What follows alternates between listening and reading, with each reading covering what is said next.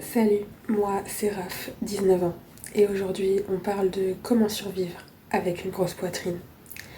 Petit disclaimer rapidement, je sais que la luminosité est horrible parce que la fenêtre est derrière moi et non en face de moi, mais il fait beaucoup trop froid pour que je m'assoie par terre et ma chambre est un véritable bordel, donc je n'ai pas d'autre angle pour filmer et pour une fois que j'ai le temps de filmer, je filme et on fera avec en espérant que ça soit passable et regardable.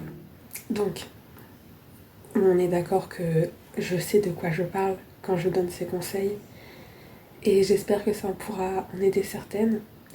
Et bien sûr, pour tous les pervers qui passeraient par là, je supprimerai les commentaires insultants, rabaissants, sexistes et tout ce genre de choses. On espère être bienveillant et en sécurité ici. Euh, donc, comment survivre? Première étape, avoir confiance en soi et s'assumer.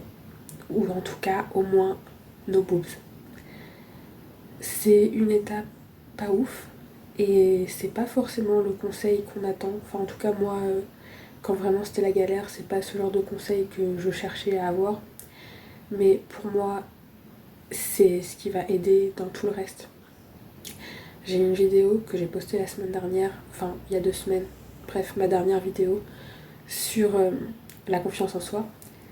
Mais pourquoi je dis qu'il faut prendre confiance et s'assumer, au moins cette partie-là en tout cas, c'est que tous les conseils qui vont suivre, ils sont liés en fait. Parce que pour avoir moins mal au dos, porter des vêtements à sa taille, prendre confiance, ne pas subir de moqueries, avoir des vêtements qui nous vont bien, etc., etc., etc., faut les assumer. Parce que, en fait, je sais ce que c'est, hein, combien de temps j'ai passé à mettre des brassières de sport trop petites pour moi pour essayer de les plaquer, à mettre des pulls trop larges, hop, tiens, comme ça, je me balade comme ça et tout. Ça n'aide pas à survivre avec. Enfin, non, si en fait, c'est de la pure survie, mais c'est pas vivre, et c'est galère, et on a mal partout, et on se sent pas bien, on n'a pas confiance en soi, on veut les découper, on veut une horreur. Donc l'étape numéro 1, c'est de se dire qu'ils sont là en fait, et que à moins de faire une opération, ils ne disparaîtront pas. Et pour faire cette opération, faut de la thune, faut du temps, faut les bonnes conditions de santé, faut être sûr qu'on va pas reprendre dès qu'ils auront été enlevés, que. Enfin, ça se fait pas du jour au lendemain et tout le monde ne peut pas le faire. Donc on va admettre qu'ils sont là et qu'ils vont rester et qu'on n'y peut rien. Donc plutôt que de se battre contre tous les jours, et on les accepte, on fait ah bah ils sont là, je vais faire au mieux pour m'entendre avec, je vais faire au mieux pour me sentir bien avec eux, qu'ils se sentent bien, que tout le monde se sente bien, et ça aide. Donc ça se fait pas en 2 jours, malheureusement, on aimerait tous, mais c'est la base. C'est la base parce que rien que pour l'étape 2, qui est apprendre à vivre avec tes soutifs, et il faut avoir confiance en soi. Parce que qu'est-ce que j'appelle apprendre à vivre avec ses soutifs? Porter des soutifs à sa taille. Et quand je dis à sa taille, c'est pas ça rentre, ça passe. Non, non, c'est ça rentre, ça englobe bien, ça plaque correctement. On n'est pas ultra serré, ou alors au contraire, on n'a pas pris un truc, ça fait 5 ans qu'on le porte et du coup il est trop détendu et il tient plus rien du tout. Parce que c'est ce que j'ai fait hein, pendant les 2, 3 dernières années, je portais un soutif trop petit qui ne tenait plus rien du tout, qui ne m'allait pas, dans lequel je me sentais pas bien, mais je trouvais jamais ma taille. Je trouvais pas ma taille. Les seules boutiques où il y aurait pu avoir ma taille, avec le Covid, on pouvait pas y aller. Et puis après, les rares fois où j'y allais, les vendeuses étaient méchantes et ne voulaient pas m'aider. Donc je repartais en pleurant parce que j'avais pas confiance en moi et que j'étais pas prête à batailler toute seule pour trouver ma taille et ne pas être aidée. Donc pendant 2 voire 3 ans, pas à ma taille. Et c'est con hein, mais quand vous portez un soutif pas à votre taille, c'est moche. C'est moche. Donc tu m'étonnes que t'as pas confiance en toi et que tu veux les cacher, c'est moche. Donc trouve un soutif à ta taille. Trouve un soutif à ta taille qui te plaît, dans lequel tu te sens bien. Parce que déjà, quand tu trouveras ta taille pour de vrai, pas juste pour une fois que j'ai trouvé quelque chose à ma taille dans lequel je rentre, je l'ai pris et puis je suis super mal dedans, tant pis. Tu verras que tu te sens tellement bien dedans que rien que là déjà c'est un progrès. C'est-à-dire que tu te sens confortable dedans. Donc t'es ok de le porter et tout, tu te sens bien. Et en plus ça te va bien et tu te sens belle et ça t'aide à prendre confiance et ça revient à l'étape 1. Et apprendre à vivre avec tes soutifs, ça veut aussi dire enlève-les. Enlève-les dès que t'en as pas besoin. Quand t'es toute seule chez toi, tu l'enlèves. Quand tu dors, tu l'enlèves. Quand t'es tranquille, j'en sais rien moi, chez toute seule avec ton mec, tu peux l'enlever. Tu ne vis pas avec H24, tu vois. Pour sortir, que t'aies envie de le mettre, bien sûr. Parce qu'après, le no-bras, c'est un tout autre débat, ça n'a rien à voir avec cette vidéo. Mais que t'en mettes un pour sortir, je comprends. Que t'en mettes un pour une soirée olé olé, ok, mais après tu l'enlèves, tu vois. Que t'en mettes un pour aller chez je sais pas qui, faire je sais pas quoi et tout, ok. Mais quand t'es chez toi, que t'as aucune raison d'en porter un, tu l'enlèves. Pour qu'ils respirent, pour pas être tout le temps étouffés dedans, pour qu'ils apprennent à se tenir tout seuls un minimum et que ça te fasse moins mal au dos. Parce que avoir des bretelles qui te tirent tout le temps, avoir quelque chose qui te ceinture tout le temps, et le fait qu'ils respirent pas, ça t'aide pas à avoir moins mal au dos, ça t'aide pas à ce qu'ils se sentent mieux, à ce que... Donc tu l'enlèves quand t'en as pas besoin. Il a beau être à ta taille, t'as beau être trop heureuse d'avoir un nouveau soutif à ta taille incroyable, tu l'enlèves quand t'en as pas besoin. Crotte.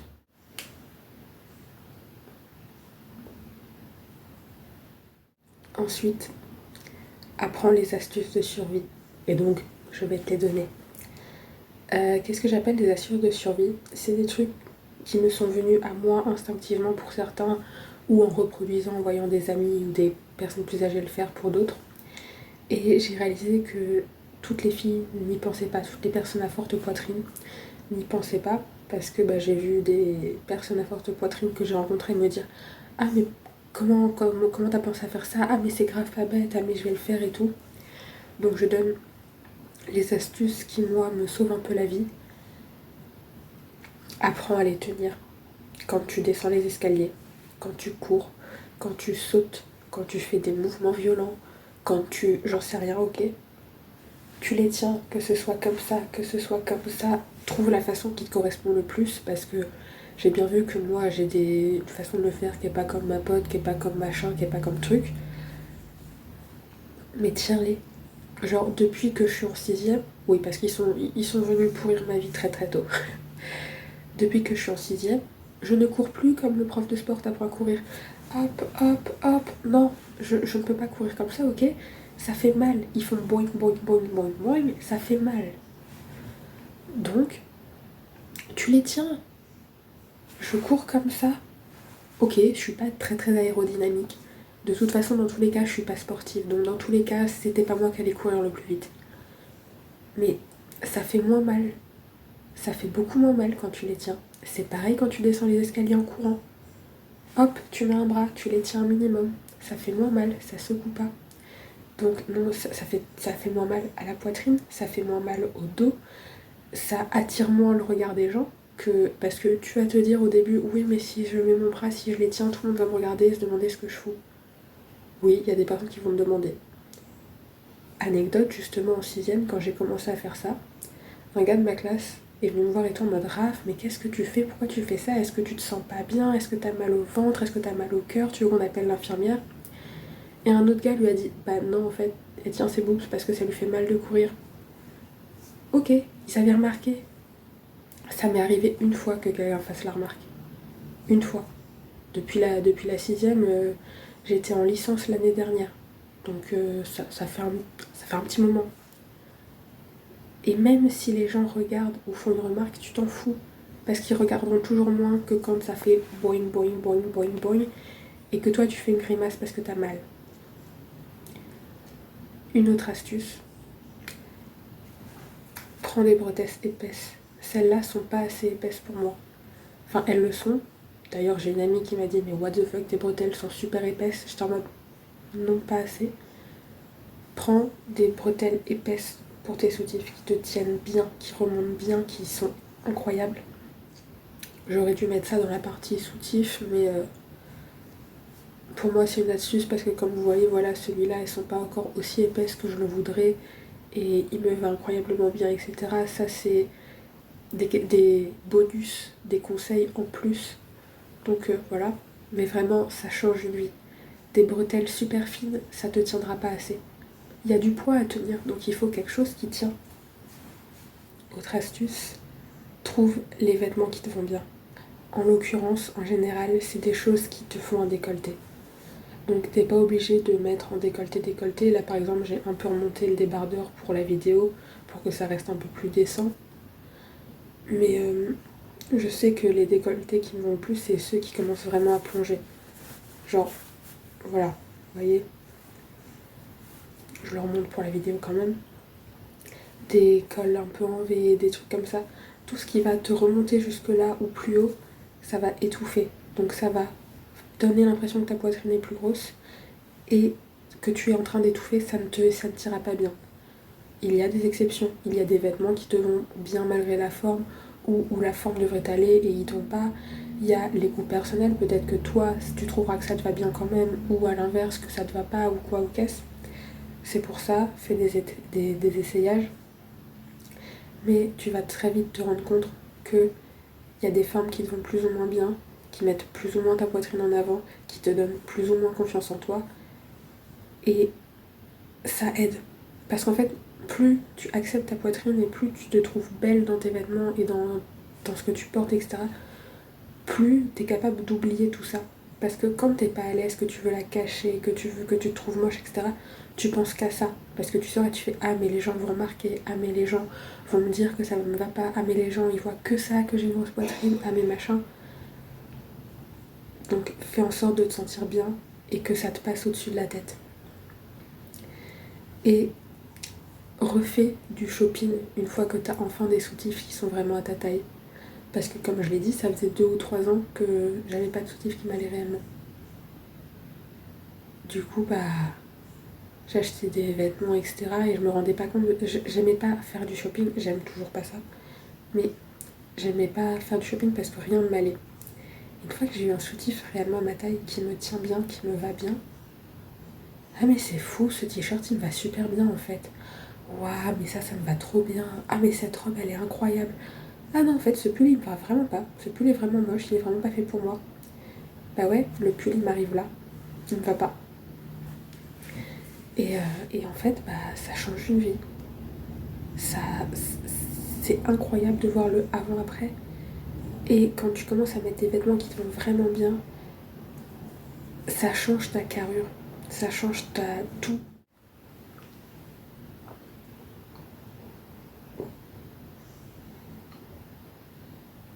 Une autre astuce, soit va chez le kiné si t'en as les moyens.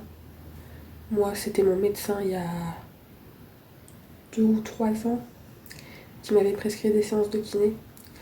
Soit regarde des vidéos YouTube, des choses de genre, mais trouve des exercices à faire pour le dos. Et moi, je suis un très mauvais exemple parce que je ne les fais jamais, parce que j'ai la flemme, parce que j'ai pas la place, parce que j'ai pas le temps, parce que ceci, parce que cela. Résultat, voilà, j'ai mal au dos. Fort, fort, fort, fort, fort, j'ai vraiment mal au dos. Hein, je pense que certaines doivent voir ce que c'est de s'allonger, d'avoir le dos qui craque et de plus pouvoir bouger, et d'avoir ultra mal et d'être en pleurs, de juste faire un pas en arrière, faire un mauvais mouvement et avoir tout qui te fait mal et qui manque de se bloquer. Euh, Faites des exercices pour ça, des étirements, des... euh, je sais que j'avais des exercices où il fallait faire le dos rond, creuser le dos, c'est ridicule. Je suis désolée, c'est ridicule. En plus, il me les faisait faire au milieu de la salle d'attente. Enfin, bref, on va pas parler de ma vie chez le kiné, mais ouais, c'est ridicule. Mais ça te sauve le dos. Ça te fait du bien, ça t'apprend à faire ces exercices et tout, à prendre soin de toi.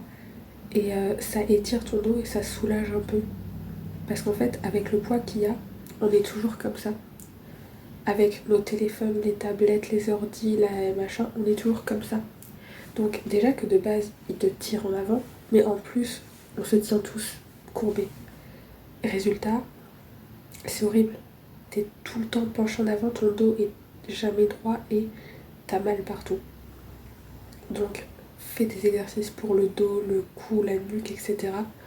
pour soulager la pression. Et petit bonus que je n'ai pas la chance d'avoir parce que je n'ai pas l'argent d'aller chez un masseur et je n'ai pas de personne dans ma vie, mais fais-toi masser. Si t'en as l'occasion, fais-toi masser régulièrement. Ça fait tellement de bien. Ça fait tellement de bien parce que nous-mêmes on sait que on a mal au dos.